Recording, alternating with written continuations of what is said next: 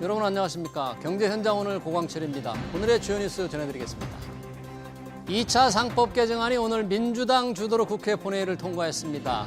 소액주주가 이사 선임 때 의결권을 몰아서 행사할 수 있는 집중투표제가 자산 2조 원이 넘는 기업에 의무화되고 분리선출 감사위원을 확대하는 내용이 핵심인데요.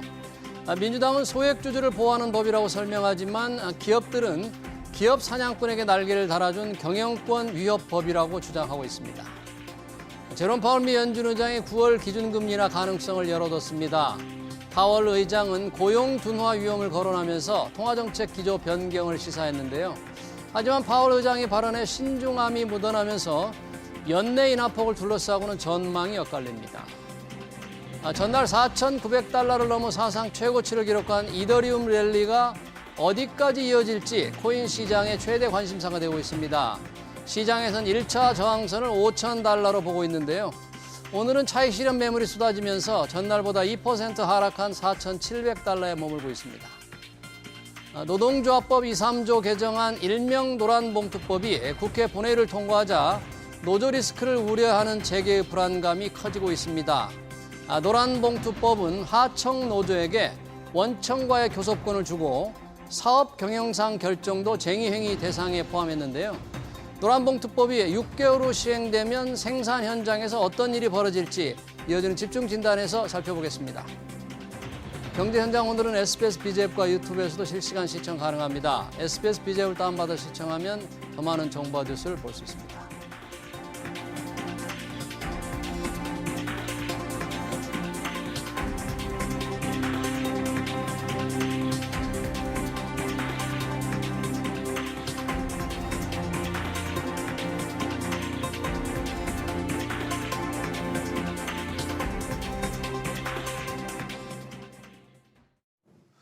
네, 기업 관련 법안은 입법을 주도하는 정치권과 해당 기업 간 입장이 다르게 마련입니다. 하지만 노란봉투법처럼 첨예하게 대립과 갈등을 불러온 법은 여태껏 없었습니다. 법을 주도한 민주당과 고용노동부는 노란봉투법이 원하청이 동반 성장하는 진짜 성장법이라고 주장합니다. 반면 재계는 원하청 간 산업 생태계가 붕괴되고 산업 경쟁력이 심각하게 떨어질 것이라고 우려하죠. 노란봉투법의 핵심 내용과 파장 두 분과 따져보겠습니다. 조동근 명지대 경제학과 명예교수, 안종기 고려대 노동문제연구소 연구교수 나오셨습니다. 어서 오십시오. 네, 안녕하세요. 네. 자, 노란봉투법, 쌍용자동차 노조 때 2009년에 갈등이 됐던 발족된 이 이름입니다. 노란봉투법. 노조법 2, 3조 개정안인데 주말에 국회 본회의를 통과했습니다. 재계가 강력하게 반대하는데 우선 시청자들을 위해서 도대체 뭐가 바뀌었는지 내용부터 한번 보겠습니다. 안종규 교수님, 이 통과된 법 핵심 내용만 좀 우선 간략하게 좀 소개해 주실까요? 예, 어저께 국회 본회의를 통과한 노조법 2, 3조의 개정은 여러 조항들이 있지만 크게 세 가지 측면에서 중요한 변화가 예상됩니다. 첫 번째로는 사용자의 범위 확대입니다. 사용자, 네. 기존의 노조법에서는 근로계약 관계가 명확하게 설정되어 있는 경우에만 이제 사용자로 인정을 했는데 새로 신설되는 조항에 의하면은 근로계약 체결 당사자가 아니더라도 근로자의 근로조건을 실질적이고 구체적으로 지배 결정할 수 있는 사람도 사용자다. 네. 이렇게 규정하고 있기 때문에 이제 이 조항을 기반으로 원하청 간의 새로운 교섭의 관계가 만들어질 수 있는 이제 기반이 마련되는 겁니다.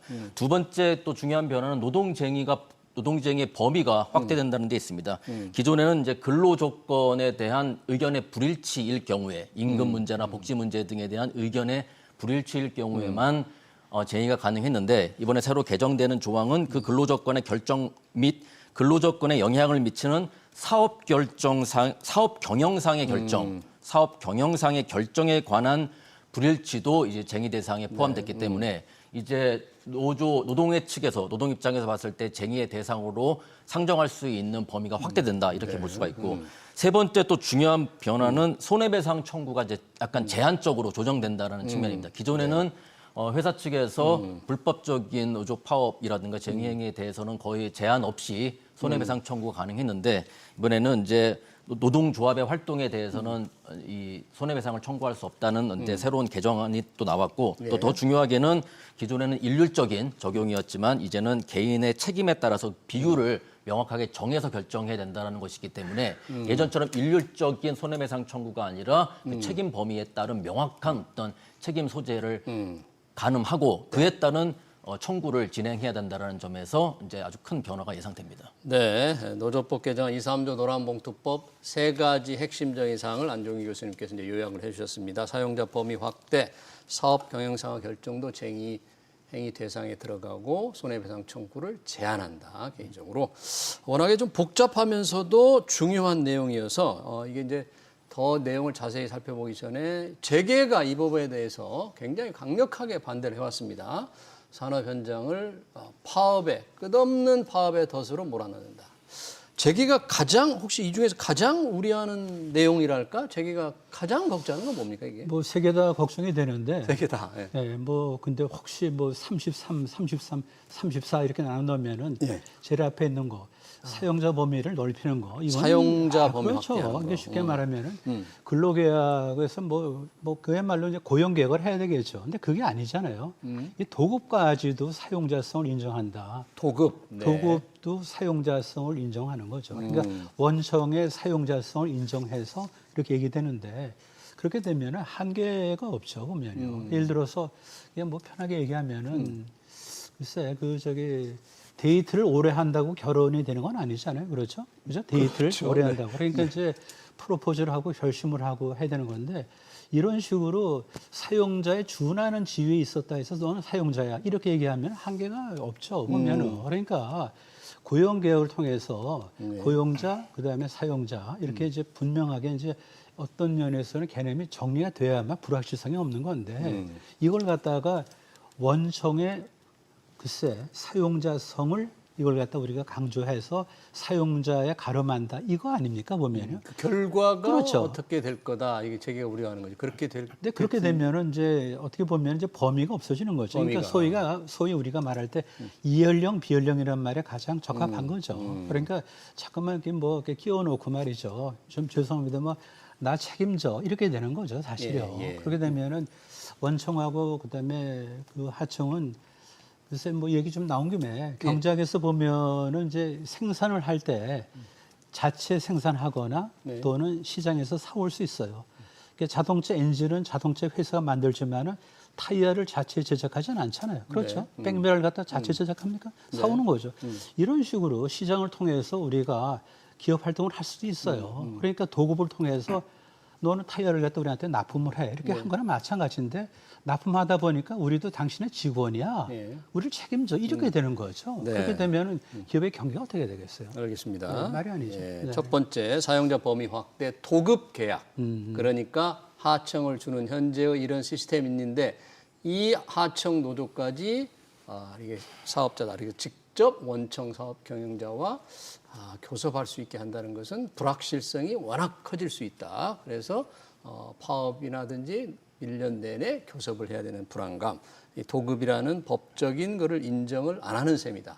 자, 이 부분 이런 우려에 대해서 혹시 교수님 어떻게 보십니까? 예, 저는 이제 경영계가 하청 노동자들을 위해서 돈을 더 써야 돼서 싫다. 뭐 이런 생각을 하고 있지는 않을 거라고 봅니다. 예. 그리고 손해배상을 할 수 있는 권한이 많이 약해서 그게 노동자들을 더 많이 괴롭히지 못하게 돼서 그게 좀 미흡하다. 이렇게 생각하고 있을 것 같지는 않습니다. 네. 저는 궁극적인 경영계가 우려하고 있는 바는 궁극적으로 어떤 산업 경쟁력의 저하라는 부분에 초점이 맞춰져 있다. 그렇게 생각을 합니다. 그러니까 자원과 역량을 투자라든가 신규 투자나 전략 그리고 신기술이나 신제품의 개발과 같은 쪽에 집중하지 못함으로써 예. 추가적인 다른 번외의 어떤 영역에 상당히 큰 부담을 수행해야 된다는 점에서 궁극적으로 산업 경쟁력을 제대로 유지하거나 확대시키지 못한다는 것에 저는 궁극적인 우려가 있다. 예. 이렇게 생각을 하는 겁니다. 그래서 그러니까 경쟁력이 저하된다는 것은 결국 재계나 경영계가 기업이 한국 사회와 한국 사회의 경제에 기여할 수 있는 어떤 기여의 창구를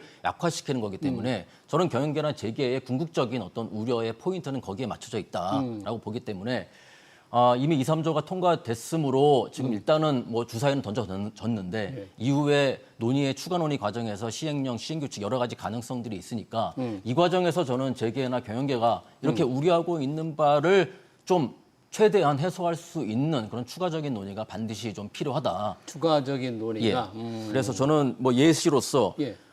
교섭 대상의 범위를 일단은 당분간은 좀 최소화한다라든가 예. 그리고 교섭의 대표성을 강화해서 그야말로 단일 교섭의 원칙들이 일단은 좀 심플하게 원하청 관계에서도 적용될 수 있는 틀이 마련된다거나 또 쟁의 주체가 좀 명확하게 됨으로써 좀 산발적이고 파편하고 이렇게 좀 남발되는 방식으로의 분쟁의 가능성들을 당분간은 좀 이렇게 제한하도록 하는 이런 어떤 추가적인 조치나 논의들이 사회적인 좀 대타협이 반드시 좀 이루어졌으면 하는 그런 바람들이 있습니다. 정대근 교수는 이제 교섭, 하청 노조가 워낙 많기 때문에 뭐 중구난방 교섭하지 말고 좀 최소화하고 단일 교섭 창구를 조금 마련하는 방식으로 뭔가 이게 조금 부작용을 최소화하는 쪽 법이 통과됐으니까 이미 그거를 앞으로 남은 기간 시행령 시행규칙 담아야 된다. 그렇게 하는 게 필요하다 그러는데 조 교수님 뭐 그 정도면 되겠습니까? 글쎄 뭐 사실은 뭐 이항 통과됐으니 기정사실화가 됐으니 이렇게 단서가 있으니까 네. 그러면 그 정도의 어떤 미리 예측할 수 있었으면은 법을 만들 때 신중했어야 되죠. 법을 만들 때 당연한 거죠. 그러니까 저는 이 법을 갖다 보면서 우리 경제학에서 승자의 저주란 얘기를 하죠. 위너스 코스. 그러니까 승자가 자기의 발등을 찍은 거나 마찬가지죠. 여기서 승자라면 지금 누구를 말하는 겁니까? 노조죠, 노조. 노조. 그렇죠, 네. 노조죠. 그래갖고 이제 승자의 저주가 되는 건데 뭐 조금 뭐 미안한 얘기지만은 MBK 파트너스도 홈플러스를 인수에 승리하고 나서 굉장히 취약해졌잖아요. 마찬가지예요. 이런 식으로 지금 보면 터무니없는, 사실 미안합니다. 터무니없는 얘기를 했는데 그래서 이런 법을 통과시키고 나서 지금 말씀하신 대로 우리의 경쟁력 어떻게 되겠어요? 우리나라에서 기업을 하려고 그러겠어요? 외국 기업들이? 있는 기업도 나가겠네요. 들어오지 않고. 그러면은 뭐 예컨대 보면 백사장이 텅 비고 모래 백사장에 모래가 없는데 거기에 뭐 뭘 꼽는다고 그게 해수욕장이 됩니까? 이런 식으로 기업이 다 나가고 기업하기 나쁜 환경이고 그다음에 그야말로 모든 걸 갖다가 노조나 뭐 그런 쪽의 중심에서 모든 거를 보는 거 아닙니까? 그래서 이거는 전형적인 승자의 저주다. 승자의 저주. 네, 결국 노조가 이겼다고 생각하지만 예. 결국은 대한민국을 미안합니다. 대한민국 경제를 초토화시키는 대한민국 경제 초토화법으로서 누런 봉투법이 아닌가. 대한민국 경제를 초토화시킨다. 누런 봉투법인다. 그런데 누런 봉투법이 될 수 있다. 그런 될 수 개연성이 있다. 있다. 승자, 노조가 저주. 그러니까 국내에서 기업들도 떠나고 또 일자리가 없어지면 결국 노조도 회사가 없는데 어떻게 승자가 되느냐 이제 그런 말씀이 이제 승자의 저주인데 근데 정부 여당이 노란 봉투법이 글로벌 스탠다드라고 얘기했거든요. 이재명 대통령도 그랬고 또 김용범 정책실장도 글로벌 스탠다드에 맞춘다. 이게 글로벌 스탠다드인가요, 정말로? 아마 경영계에서는 글로벌 스탠다드라고 보이지는 않는 것 같아요. 보면 예. 그렇지만 이제 개별적으로 고려할 만한 케이스들은 또 있습니다. 그래서 이제 우리가 주사위는 던져졌기 때문에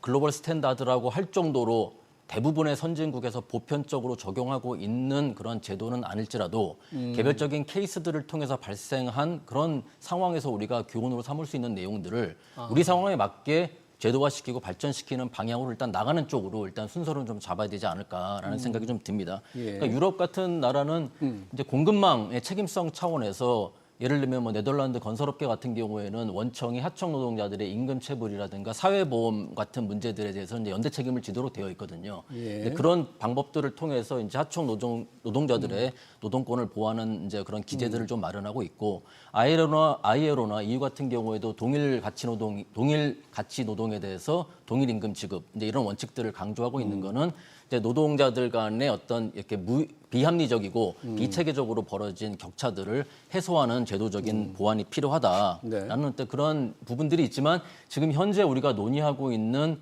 노조법의 2, 3조의 개정 사항과 유사한 사항의 논의라고는 보기는 좀 어렵습니다. 그래서 글로벌 스탠다드라고까지 얘기하기는 좀 어렵지만 이제 미국이나 일본 같은 경우에도 근데 이 원청의 사용자성 인정이라는 부분들에 대해서는 좀 논쟁들이 있어요. 그래서 우리가 노동운동이라고 하면은 사실 미국 같은 경우에는 상당히 약하다고 알고 있지만 최근에도 조인트 임플로이어 룰이라고 해서 공동 사용자 규칙 이라는 부분들을 놓고 이제 미국 사회에서 물론 법원이 최종적으로 기각하긴 했지만 원청의 사용자성을 인정해야 된다라는 논의가 좀 있었고 네. 일본 같은 경우에도 이른바 아사히 방송 사건이라고 해서 방송사의 프로그램 제작에 이제 파견된 하청 노동자들의 직접 고용의 의무를 가져가야 되냐 말아야 되냐 논쟁이 좀 많았습니다. 예. 근데 매우 엄격해요. 이걸 적용하는 건 매우 엄격합니다. 다이렉트하고 이미디어트하고 되게 현실적이 된다라고 해서 매우 엄격한 이제 기준을 적용하고는 있지만 이제 개별적으로 논의되고 있는 사항들이 있으니까 우리 한국적인 상황에 맞는 어떤 모델들을 좀 개발해 나갈 필요가 있다. 한국적 길을 사실은 새롭게 열어나가고 있다. 저는 이제 그렇게 평가하고 싶습니다. 네, 잘 들었습니다. 근데 글로벌 스탠다드는 진짜 너무 심한 얘기 같아요. 관광부에. 그러니까 한국적 이런 얘기를 하셨잖아요. 한국적 형용사 붙었으면 그것이 글로벌 스탠다드가 되겠어요? 네, 그건 대통령도 아니잖아요. 글로벌 스탠다드. 그러니까 그게 잘못된 거죠. 잘못된 보면. 거 밑에서 보고를 기정사실화하고 이미 통과됐으니까 그것도 부족하니까 글로벌 스탠다드도 이렇게 갖다 덕지 붙이는 거 아니에요, 보면. 글로벌 스탠다드라는 얘기를 여기다 왜 붙입니까? 네. GS 하면 나중에 GS 마트가 글로벌 스탠다드라고 얘기할까 봐 걱정이네요. 왜 그런 식으로 갖다 붙이지 말자고. 이게 왜 글로벌 스탠다드? 금방 말씀하셨잖아요. 한국적. 그러다 뭐 어떻게 글로벌 스탠다드가 되냐고요. 네. 그러니까 저도 마찬가지예요. 대한민국에 다 발을 딛고 사는 사람들은요. 노사가 공존하고 평화롭게 생산성 향상을 위해서 자기 재능을 최대한 발휘하기를 바라요. 그걸 부정하지는 않지만 그러나 이런 식으로 글로벌 스탠다드가 왜 나옵니까 도대체? 그리고 원청은 맞지만 원청이 사실 사용자는 아니잖아요. 계약관계죠, 우리가. 그걸 갖다가 어떻게 원청을 갖다 사용자성을 강조해서 고용한 거나 마찬가지다 해서 이것저것 의무를 지우게 하고 그리고 또 제가 아까 좀 지나갔지만 세 번째 그 뭐 손해배상 청구 제한을 한다는 손해배상 건데 청구 소송 제한. 그것도 말이 안 되는 게 손해배상 청구를 왜 제한합니까? 피해를 줬으면은 그만큼 적어져 피해를 준 만큼 보상을 해야 되고 원상 회복을 해야 될 거 아니에요. 그 부분은 이제 워낙 노조 단체 그동안에 쌍용차 노조에도 벌지만 너무나 많은 규모를 손해배상 청구하다 보니까 근로자들이 상당히 좀 불만, 노동자들이 좀 그런 불만했던 측면도 있을지 모르지만 지금 얘기하는 건 뭐냐면요. 예를 들어서 복면을 하거나 복면은 심하니까 모자를 쓰고 마스크를 한다고 생각해 봅시다.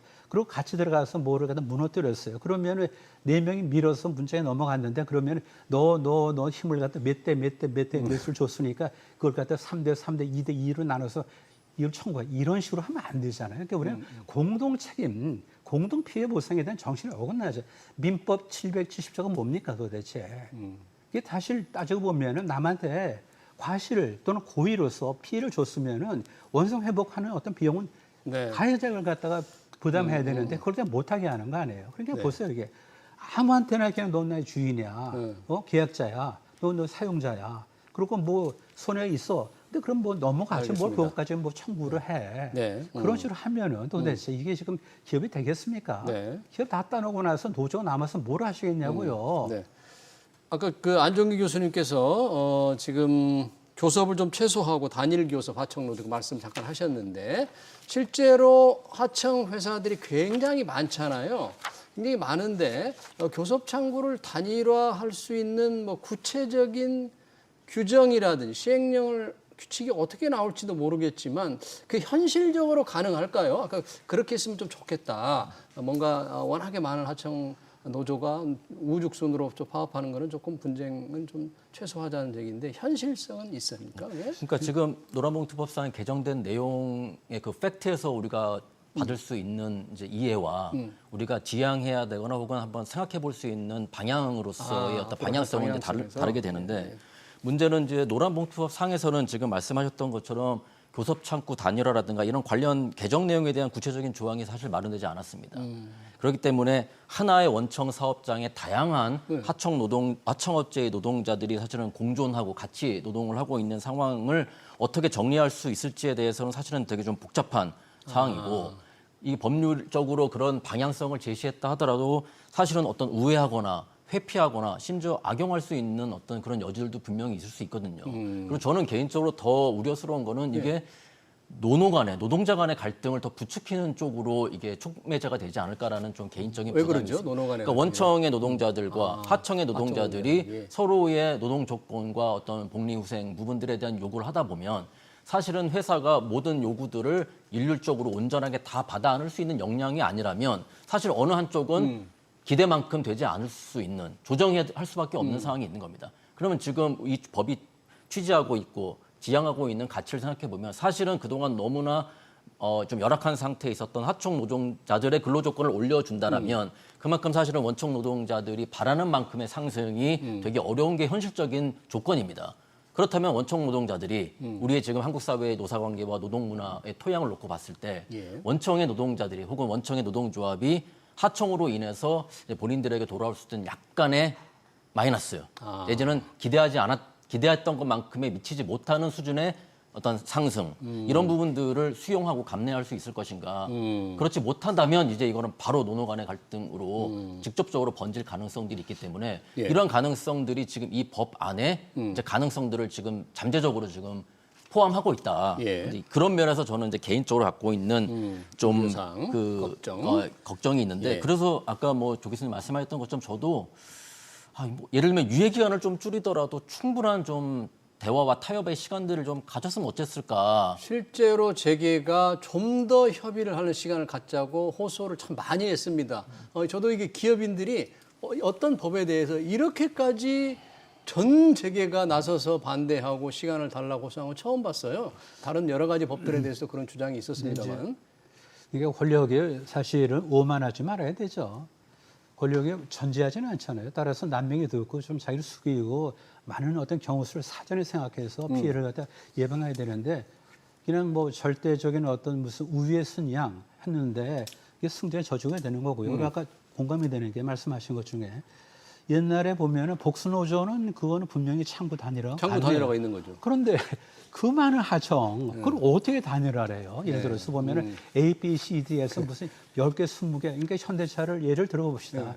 하청이 얼마나 많겠어요? 그러면 그 1000개쯤 되는데 그 사람들이 어떻게 단일을 합니까? 그러니까 처음부터 이건 말이 안 되는 얘기예요. 말이 안 되는 얘기예요. 그러고 나서 일단 말을 던져놓고 나서 이걸 이해를 했죠. 그다음에 이걸 갖다 추스를 내니까 어려운 거죠. 그럼 자동차를 보세요. 뭐 그 마다 다 다르잖아요. 보면요. 근데 어떻게 그걸 갖다가 하청 그걸 갖다 단일화 합니까? 따라서 이거는 뭐냐면은 우리가 어떤 하청업체가 차별을 받아서는 안 되지는 다 우리가 인정을 해요. 그건 맞습니다. 하지만은 이런 식으로 해갖고 하청 그 많은 사람들이 단일화를 해갖고 원청하고 무슨 교섭을 해라? 그걸 어떻게 그걸 하다 아무것도 못해. 현실적인 게 쉽지 않다. 아무것도 못해요. 아무것도 못해요. 논의하다가 아무것도 못한다. 관련해서 한 말씀만 짧게 드리면, 이제 교수님 말씀은 제가 또 충분히 취지는 이해하고요. 다만 이제 노동기본권의 확대라는 거는 저는 뭐 거창하게 표현하면 인간 역사의 발전의 필연적 진화 과정이다. 저는 그렇게 생각하고 있습니다. 노동기본권의 확대라는 거는 피할 수 없는 인간의 역사가 발전하는 방향으로의 필연적인 과정이다. 지금 저는 제게도 이 노조법 2, 3조의 개정을 원칙적으로 그 근본적인 취지나 뜻 자체를 반대한다고 생각하지 않습니다.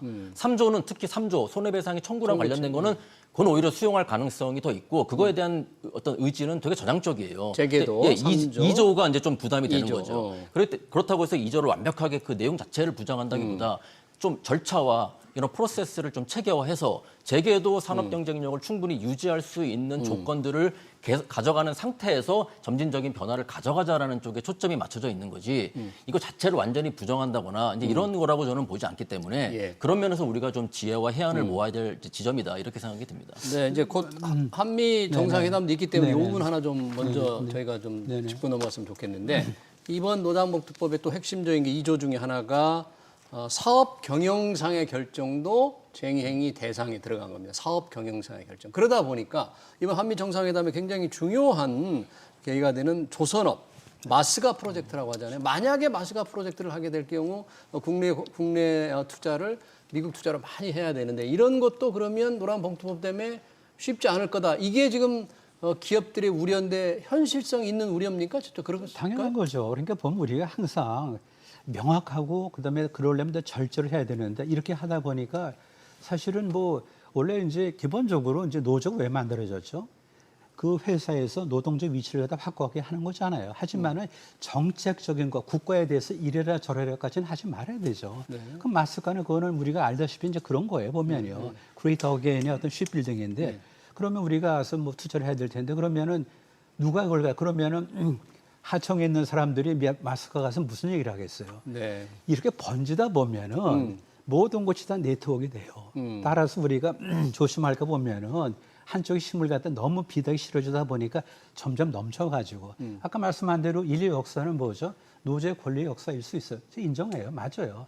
그다음에 노동의 권리도 인정해. 하지만 그렇다고 해서 이런 식으로 무분별하게 아메바식으로 번져나가서 산업 경제를 갖다 피폐시키고 마스가 같이 국가 간의 어떤 프로젝트일 수 있어요. 그걸 갖다 지금 하청에서 뭘 도대체 어떻게 하겠다는 거예요, 보면요. 네. 그건 너무 심한 거 아닙니까? 그 이번 사업 경영상 결정이 쟁의 대상에 포함 들어갈 때 사업 경영상 결정이 다 들어가는 건 아니고 근로 조건에 영향을 미치는 거니까 사업 경영상 결정도 극히 제한적으로 들어가는 거 혹시 아닐까요? 근데 이제 저도 뭐 한때 뭐 기업 조직에 한번 있었던 경험을 놓고 보면 기업 조직에서 의사결정이라는 것이 그 사안만 독립적으로 분절적으로 존재할 수 있는 건 아니기 때문에 거기서 나오는 의사결정이 사실은 다양한 분야에 영향을 미칠 수 있는 거잖아요. 네, 그렇기 때문에 예를 들면 해외 생산기지를 건설하는데 국내 그 고용 규모에는 전혀 영향을 미치지 않는다. 그러면은 쟁의 대상이 안 되는 거죠. 근데 생산기지를 건설하는데 그에 따라서 투자도 달라지고 예, 생산 계획이 달라지다 보니 국내에서 생산되는 규모를 조정하다 보면 인력의 어떤 재배치나 이런 것들이 필요하다. 이러면은 이제 사업 결정상의 결정이 근로 조건에 영향을 미치는 거니까 쟁의 대상이 될 수 있는 겁니다. 저는 뭐 이런 생각도 해보는데 예를 들면 이제 한 기업에서 이제 파이낸스를 담당 CFO 가장 재무 쪽을 담당하는 총 책임자를 인선하는데 만약 이 사람이 회사 내부의 예산이나 이런 부분들을 되게 긴축적으로 압박하면서 되게 이런 이제 성향의 스타일이어서 투자라든가 이런 부분들에 대해서는 오픈되어 있지만 회사 내 복리후생이라든가 이런 부분들은 조금 좀 이렇게 터프하게 운영하는 사람이다라고 한다면 그 부분들이 결국은 또 노동자들의 근로조건에 영향을 미칠 수 있는 거잖아요. 그러면 이거는 결국은 인선과 인사의 부분들도 직간접적으로 연결될 수 있는 겁니다. 예를 들면. 그러니까 저는 객관적이고 냉정하게 한번 돌아보는 거예요. 그런 면에서 봤을 때 이제 이것이 경영계에서 제기하는 약간의 우려 사항들이 일면 뭐 이해되는 부분들이 없지 않아 있습니다. 그 우려 사항에 대해서 재계가 정말 우려하고 또 야당도 반대를 하니까 김용범 실장 이런 말을 했네요. 재계 우려는 과장돼 있다. 과장돼 있다. 혹시 문제가 있다면 법이 통과된 후 시행된 후 얘기예요. 생기면 다시 법을 개정하면 된다. 정책실장이 이런 제가 반론을 그대로 한번 해볼까요? 그러면요. 네. 그러면 그 정도라면은 미리 통과되기 전에 왜 신중하지 못하죠? 똑같은 얘기예요. 똑같은 얘기예요. 아니 우려가 재계 우려가 과장돼 있다는 거예요. 뭐가 그러면은 사실은 재계 우려가 과정돼 있어요. 그럼 자기가 살기 위해서 징징댄다는 겁니까? 그러면은 재계가 무슨 어린애예요? 네, 그렇게 재계를 갖다가 품위절하 하지 마세요. 그건 말이 안 되는 거고. 그리고 아까 말씀드린 대로 근로 조건에 영향을 미칠 수 있는 근로 조건에 영향을 미칠 수 있는 굉장히 위험한 발상이에요. 사실 그렇게 되면은 모든 게 다 연결돼 있어요. 깜짝 놀랐어요. 최근에 보면요. 최근에 보면은 그 기사식당이 문을 닫는다고 그래요. 연설적으로. 기사식당이? 예, 왜 그럴까? 거기 뭐냐면요. 사람들이 요새 택시를 적게 타니까 예. 그러다 보니까 기사식당까지도 연결이 되는 거예요. 아 기사식당도. 경제학은요. 프린시플이 뭐냐면 everything depends on everything. 모든 게 그물처럼 연결돼 있어요. 있다. 그렇기 때문에 택시를 적게 타니까 엉뚱하게 나비의 날개짓이 뭐냐면은 기사식당이 줄패 파는 대로 가고 있어요, 지금요.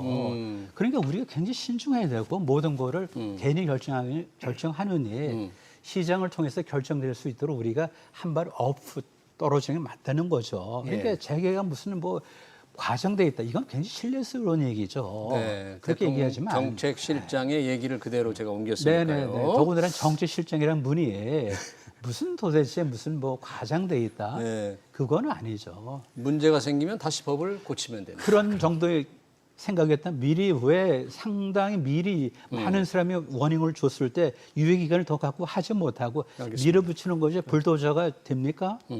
불도저가 그 파워가 아니잖아요. 사회적인 유머한 합의나 거죠. 기대 수준이 형성되면 어떤 법을 통해서 그 법을 되돌린다는 건 너무 어려운 겁니다.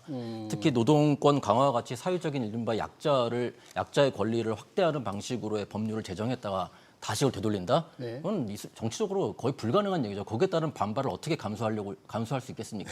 본 정책실장이 대통령 설득할 수 있습니까? 네. 과반의 민주당 의원들 설득할 수 있습니까? 저는 정책실장의 언사로서는 조금 무거운 책임감이 수반되지 않은 좀 가벼운 언사였다. 그렇게 평가합니다. 네. 이제 뭐 사전에 우리가 보면요. 이게 뭐 지나간 얘기가 아니에요. 어떻게 보면은 내가 어떤 결정을 했을 때 그 효과는 굉장히 오랫동안 지속이 돼요. 따라서 지속되는 시간의 1000분의 1, 10,000분의 1만이라도 내가 미리 사전에 걱정을 했으면은 사후에 오는 피해를 줄일 수 있다면은 신중한 것이 그것이 정석이죠.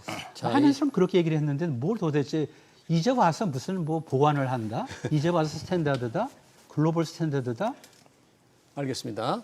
짧게 안정기 교수님께 여쭤보고 싶은데 아까 잠깐 언급을 하셨는데 이 노란봉투에 나온 게 우리 노동 현장의 심각한 이중구조, 원청 노동자와 하청 노동자의 급여 차이라든지 정규직과 비정규직의 차이라든지 이중구조가 정말 심각한데 이런 부분들이 조금 개선이 될 수 있는 건지 어떻게 개선할 수 있는 건지 노란봉투법은 그 수단의 하나인 건지 어떻게 보십니까? 노란봉투법이 근본적인 해법이 되기도 좀 어렵다고 보고요. 하나의 어떤 사안들을 놓고 근데 그동안 약간 균형적이지 않았다라고 평가되는 지형을 조금 바꾸려는 노력이다라고 생각되고 저는 이제 노동시장의 이중구조라는 문제는 대기업과 중소기업, 정규직과 비정규직, 또 세대 간 갈등 등을 포함한 지금 한국 시장의 노동시장의 왜곡과 모순을 가장 대표적으로 상징하는 어떤 묘사다 이렇게 생각합니다.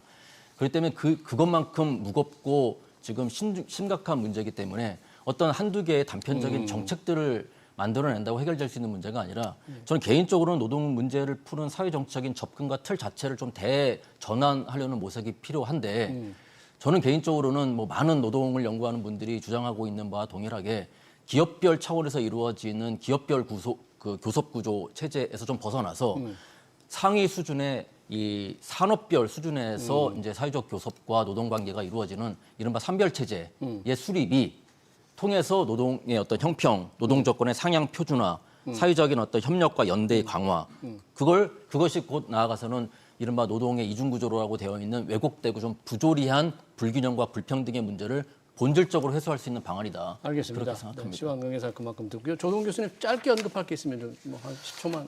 예, 뭐 정규직, 비정규직은 우리가 생각할 때 같은 기업에 속한 근로자의 조건이 다른 거니까 우리가 노력해서 갭을 줄일 수 있어요. 또 줄여야 되는데 원청하고 좀 하청은 좀 다르잖아요. 디멘전이 다르잖아요. 다르죠. 그걸 갖다 같이 그걸 갖다 하나는 콩이고 하나는 파친데 그걸 섞어서 뭘 하시겠다는 거예요. 보면 세모, 네모 합쳐집니까? 알겠습니다. 세모끼리, 네모끼리 그렇게 봐야 되는 거죠. 예, 거기까지 듣도록 하겠습니다. 노란봉투법 통과된 그 영향 그리고 기업들에 미치는 관련 파장까지 토론 여기서 마치겠습니다. 지금까지 조동근 명지대 경제학과 명예교수, 안종기 고려대 노동문제연구소 연구교수였습니다. 고맙습니다.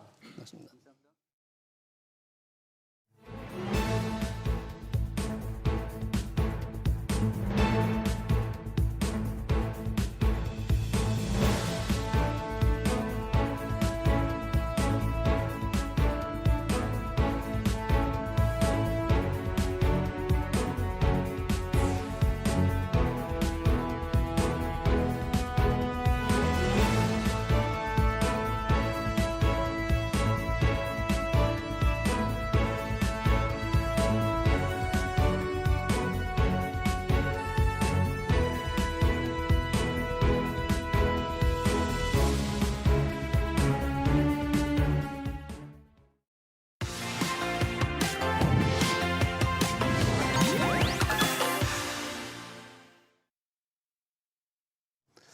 최근 주춤했던 SK 하이닉스의 주가가 오늘 모처럼 활짝 웃었습니다.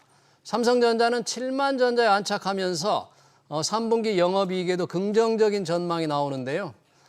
미국 현지 시간 27일 발표되는 엔비디아의 2분기 실적이 변수로 떠오르고 있습니다. 이승우 유진투자증권 리서치센터장 모시고 반도체주 동향 들어보겠습니다. 센터장님 어서 오세요. 네, 안녕하세요. 자, 오늘은 좀 SK 하이닉스가 힘을 내고 있습니다만 그동안 SK 하이닉스가 조금 기울고 삼성전자에 힘이 실리면서 반도체 증권회사들이 반도체 토픽 꼽아달라면 삼성전자를 꼽더라고요. 어떻습니까? 그렇게 보십니까, 정말? 뭐 사실 오늘도 좋냐 이 질문을 저도 굉장히 많이 받는데요. 네. 뭐 사실 뭐 비슷한 것 같습니다. 제가 볼 때는 이제 왜냐면은 이제 삼성은 긍정적인 뉴스가 좀 많이 있었죠. 네. 뭐 파운드리 쪽에서도 그랬고 또 HBM 아직 뭐 결론은 안 났지만 그래도 뭐 조만간 올해 하반기에 긍정적인 얘기가 들릴 것이다는 얘기가 있었고요. 반면에 하이닉스는 실적은 너무 좋죠. 너무 좋은데 그 동안에 이제 상대적으로 그 독주했던 HBM에서 삼성이든 마이크론이든 뭔가 좀 변화가 있지 않느냐 이런 얘기가 좀 있었고 또 하나는 미국에서 이제 AI 버블론이 또 1년이 또 그러니까요. 지나니까 네. 또 나오고 있으면서 좀 그동안 많이 오른 것들을 좀 피하자 이제 이런 분위기가 있어서 최근에 주가가 제가 볼 땐 좀 억울하게 좀 하락한 부분이 SK 하이닉스가? 있지 않았나 그렇게 좀 생각을 합니다. 둘 중에 하나 꼽아달라 그러면 참 곤혹스럽습니까? 그래도 꼽으실 텐데. 아니 그래서 이제 저는 사실 너무 어려운데요. 두 개 그냥 같이 사시라 이렇게 말씀을 드려요. 왜냐면 이제 둘 다 사실은 괜찮거든요. 그러니까 그래요? 삼성은 이제 하반기 때 실적이 상당히 많이 좋아질 것 같고 실적이 어느 정도로 지금 예상이 되고 있어요? 지금 뭐 2분기가 이제 4.7조 영업이익이 나왔는데 4조 7천. 네. 네. 지금 3분기는 이제 저희 생각으로는 10조 가까이 나오지 않을까. 10조 가까이. 9조 원대에서 10조 가까이 나오지 않을까 좀 생각이 돼서 예. 물론 이제 뭐 파운드리 이번에 새로 계약한 그 내용들도 뭐 긍정적이긴 하지만 또 그게 뭐 당장 지금 실적에 반영되는 것은 아니거든요. 아니죠. 근데 그게 아니더라도 파운드리에서 적자가 줄고 또 디램과 낸드 가격이 3분기 때 좀 많이 올라갈 걸로 보고 있기 때문에 예. 전반적으로 저 상반기에 비해서는 상당폭 개선되지 않겠느냐.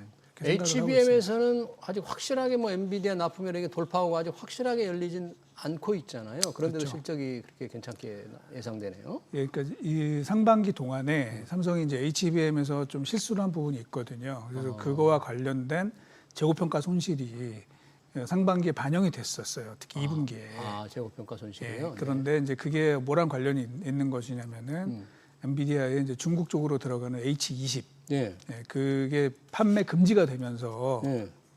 지금은 이제 풀렸지만 네. 판매 금지가 되면서 이제 관련돼서 아마 삼성에 뭐 정확하게 삼성에서 얘기는 하진 않지만 저희가 볼 때는 관련한 재고 평가 손실이 발생했을 것이다라고 보고 있는데 그게 지금 다시 판매가 허용이 됐거든요. 예. 그렇게 되면 아마 그 재고 평가 손실이 일부 재환입이 될 가능성이 있다.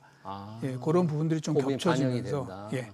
예. 그렇게 되면서 물론 이제 하이닉스도 3분기 실적이 더 좋아질 걸로 보고 있는데 예. 삼성의 좀 증가 폭이 더 크지 않겠나 그런 기대를 갖고 있습니다. 그러면 3분기가 10조 영업이익 예상이 되면 삼성전자의 경우에 뭐 4분기도 상당한 영업이익 지속이 될까요? 그 정도? 그게 이제 또 좀 변수가 될 수 있는데 네. 사실은 뭐 다들 아시는 것처럼 상반기 동안에 이제 반도체 업체들의 그런 실적 발표 내용들을 저희가 세계 반도체 업체들을 좀 집계를 해보면 예. 상반기 때는 자기네 생각보다 좀 좋았다 그런 부분들이 있어요. 이게 뭐냐면은 다들 아시는 것처럼 관세에 대비한 선제 수요가 상당히 있었던 것이죠. 예.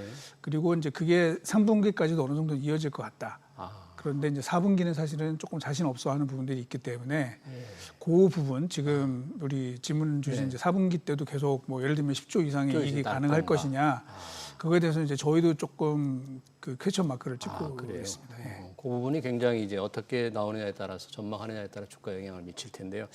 아까 엔비디아의 그 H20 이게 판매 금지됐다가 다시 재개됐다고 했는데 일부 언론 보도는 뭐 엔비디아가 H20 중국에서 보안 문제로 문제를 제기하니까 삼성전자, SK 하이닉스 이게 부품 생산 중단하라 이렇게 했다는 보도가 있던데 그거는 조금 사실과 다르고. 그게 네, 뭐 그런 얘기 저도 이제 언론 보도를 통해서 접하긴 했는데 이게 워낙 지금 내용들이 뭐 하루 단위로 막 바뀌고 있는 상황인데요. 예. 둘 다 뭐 다 사실인 것 같아요. 그러니까 판매가 됐고 또 중국에서는 이거 이참에 그냥 미국의 이 반도체에서 좀 독립을 하자 이런 분위기로 중국의 AI 업체들한테 가급적이면 H20을 쓰지 말아라. 쓰지 마라. 뭐 이런 얘기를 했고 그러면 엔비디아는 이미 좀 재고가 있거든요. H20에 재고가 있기 때문에 그럼 추가적으로 더 만들 것인가에 대해서 뭐 제가 지금 듣기로는 뭐 조금 속도를 줄이겠다 이제 이런 얘기를 한 것 같은데 중국 현지의 그런 분위기는 조금 다른 것 같습니다. 현지 분위기는 그러니까 뭐 예를 들면 H20을 그냥 쓰는 게 중국의 AI 뭐 개발 업체들도 훨씬 더 자기네들의 비용 효율적이라는 거죠. 그러니까 예를 들면 중국의 그런 인공지능 칩을 쓰게 되면은 관련된 뭐 부가적인 우리가 뭐 잘 알고 계시는 뭐 관련된 뭐 소프트웨어나 또는 어플리케이션 개발 업체들을 전부 다 또 좀 많이 고쳐야 되는 이런 부분들이 생기기 때문에 미국과의 AI 개발 경쟁이 지금 치열한 상황에서 오히려 시간이 더 걸리고 비용이 더 들 수 있다. 그래서 사실은 이제 중국 정부는 H20을 좀 자제해라. 뭐 이런 얘기를 하고 있지만 오히려 현지에서는 엔비디아한테 더 좀 물량을 달라 이제 이런 분위기고 그런 상황이군요. 그러면은 이제 엔비디아 입장에서는 또 그거를 그냥 또 대응할 수는 없거든요. 네. 오히려 그렇게 되면 가격을 올린다 그러더라고요. 오히려 더 비싸게 받고 뭐 이제 이런 식으로 좀 대응이 돼가지고 뭐 이쪽 얘기 다르고 좀 저쪽 얘기 다르고 이게 뭐 혼합돼서 얘기가 나오고 있는 그러네요. 상황인 것 같습니다. 네, 여러 가지 뉴스들이 나오는데 아까 SK 하이닉스가 조금 억울하게 주가가 좀 떨어진 측면이 있다. 오늘은 뭐 큰 폭으로 좀 오르고 있습니다만 그 AI 거품론 말씀을 하셨잖아요. 그 거품론에 대해서 이제 여러 가지 그 얘기 또 있던데 이승우 센터장이 보시기에는 그 거품론 늘 나왔다 수그러드는 그런 정도로 보십니까? 아니면 어떻게? 이게 이제 뭐 조금 자세하게 말씀드리면은 그 미국의 유명한 이제 자산운용사가 있습니다. 아폴로 에셋 매니지먼트라고 되게 큰 데가 있는데 예. 거기에 그 치프 이코노미스트가 그런 관련된 자료를 올린 바가 있어요. 그래서 지금의 AI 이 관련된 주식들의 밸류에이션이 당시 2000년도, 그러니까 99년도, 2000년도 넘어갈 때의 IT 버블 이 밸류에이션을 지금 넘었다. 뭐 이제 이런 이야기들이 있는데 제가 파악한 바로는 전혀 그렇지 않습니다. 아, 그래요? 네, 왜냐하면 이제 당시에는 사실은 뭐 당시 2000년도 당시에 이제 가장 대표적인 그 버블 주식이었던 시스코 같은 경우는 예. PER이 이제 100배 이상이 갔었고요.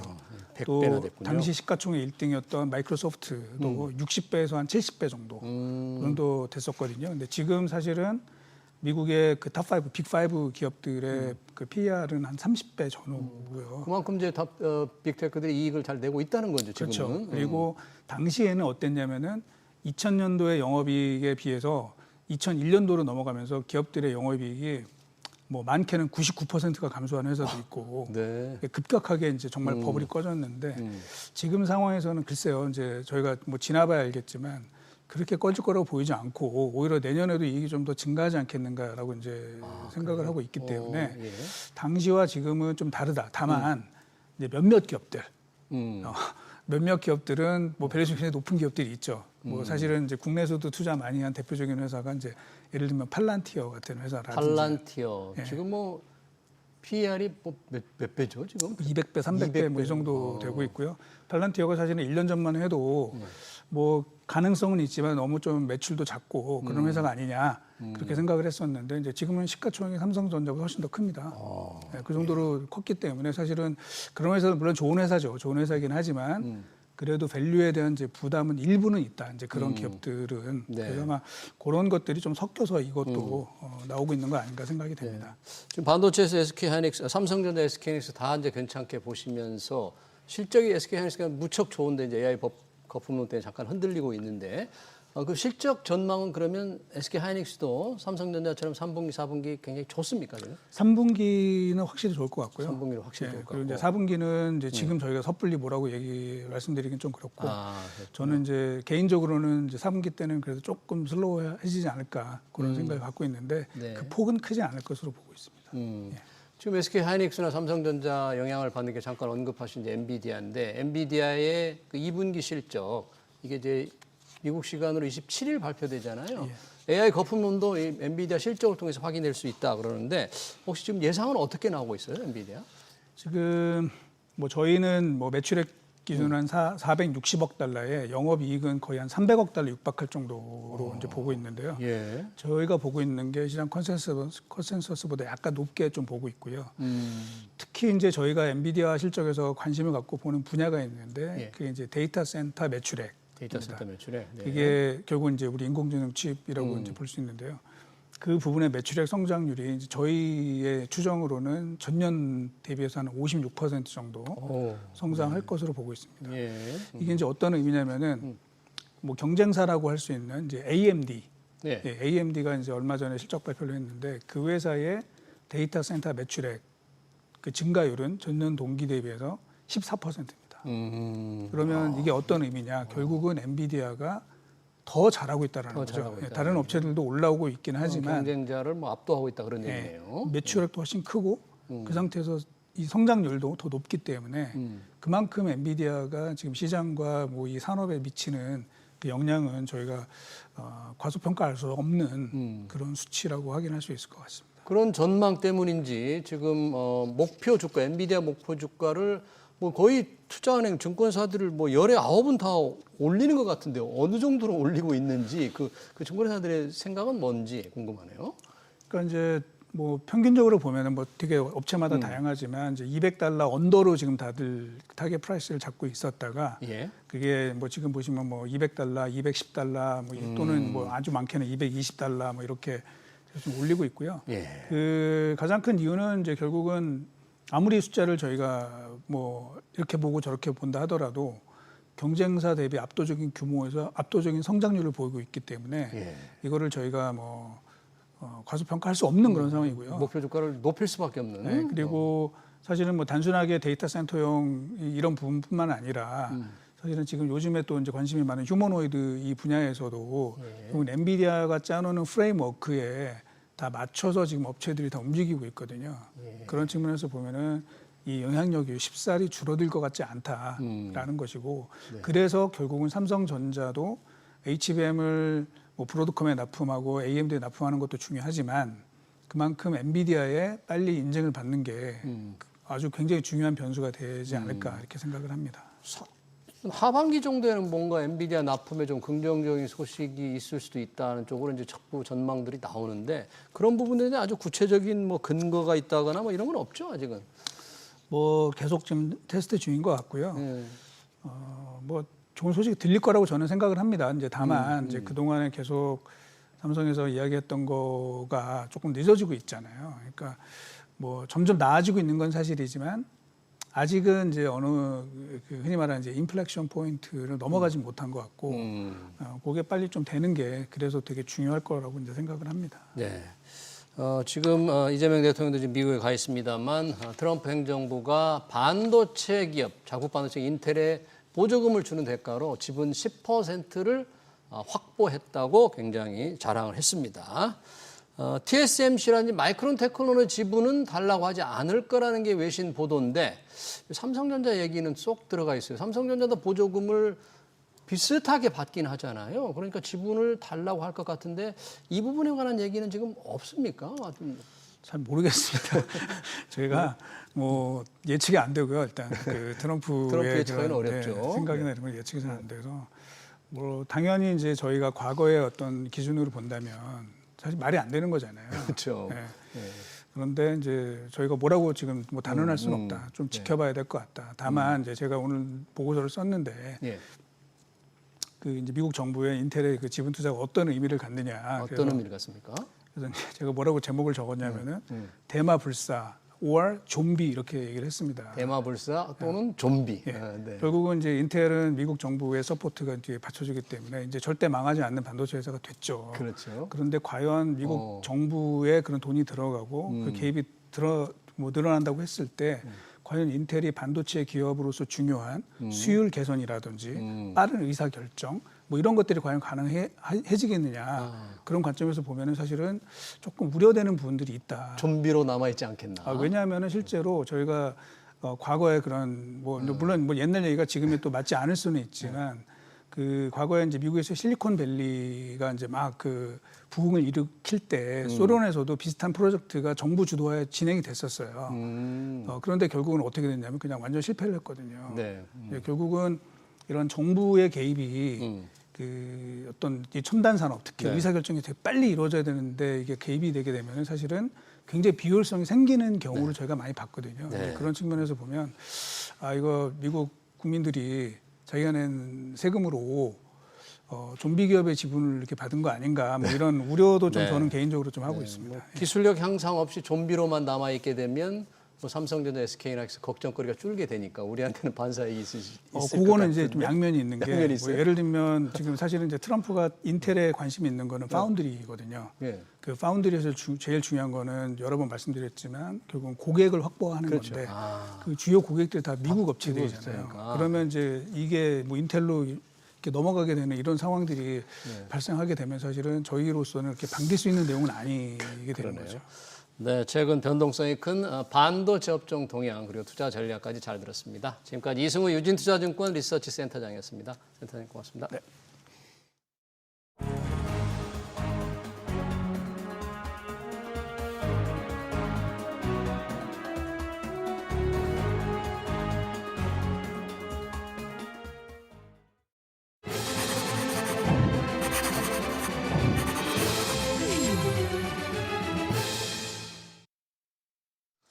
네, 노란봉투법이 6개월 후에 시행됩니다. 하청노조에게 원청 사업자와 교섭권을 주고 사업 경영상 결정도 쟁의행위 대상에 포함됩니다. 재계는 1년 내내 노사 분규와 불법 파업이 벌어질 것이라고 주장합니다. 기업들이 이렇게 반대하며 시간을 좀 더 갖고 협의하자고 호소한 법도 없었습니다. 외국 기업들은 투자 축소를 걱정했고 MG노조도 일자리 감축을 지적했죠. 기업이 앞장서 성장을 이끌고 정부가 전적으로 지원한다는 이재명 정부의 약속이 공연불이 되지 않을까 우려됩니다. SBS 비즈 경제 현장 오늘 여기서 마치겠습니다. 시청해주신 여러분 고맙습니다.